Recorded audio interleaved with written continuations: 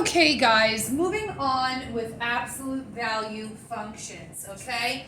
In our last video, we talked about the parent function, which is represented right here, okay? And the parent function is what all the other graphs are compared to, okay? So there's a lot of things that are going to happen to this parent function. And the way that we can predict what the end result of any other absolute value graph would be is by using what's called the vertex form.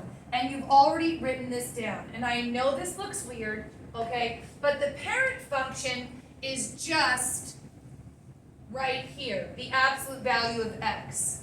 That is this parent function here. Very simply, the absolute value of x. But look at this vertex form here.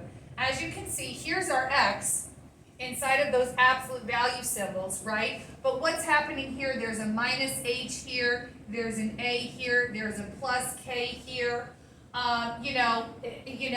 And before, it was just, if I can write it even closer, before all we had was just absolute value of x. Now we've got the h and the a and the k. But you need to know that these three letters do something to it. It changes it in some way. So, and we're going to also do this, when we are doing parabolas and quadratics. So I want you to draw an arrow to the a, because that a value determines two things, okay? If it's positive or negative, okay, it determines if the absolute value function is going up or if it flips down, okay? So if that's a negative a, then if that a term is negative, then it flips the parent function down. The other thing that a value also does is it makes the absolute value wider or skinnier, okay? So if it's a whole number, okay, it makes it skinny. It would make it skinny, all right? But if it's a fraction,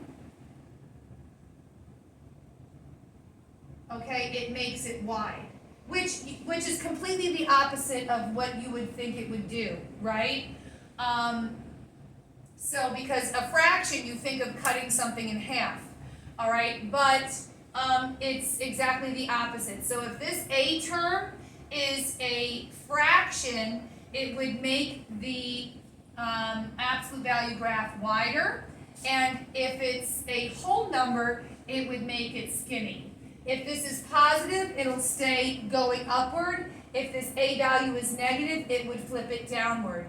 Now, what you need to know inside here is that if it's a subtraction like this is going to be a horizontal shift on the x-axis. It's either going to move the absolute value to the right or to the left, okay? So I want you to write opposite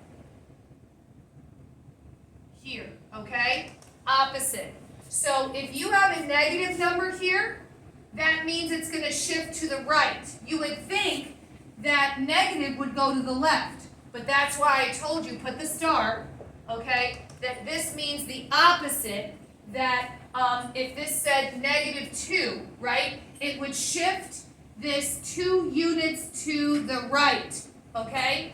And if it said +2, then it would move it a horizontal shift 2 units to the left. All right, and then this one, our k, basically moves it up or down, okay, a vertical shift.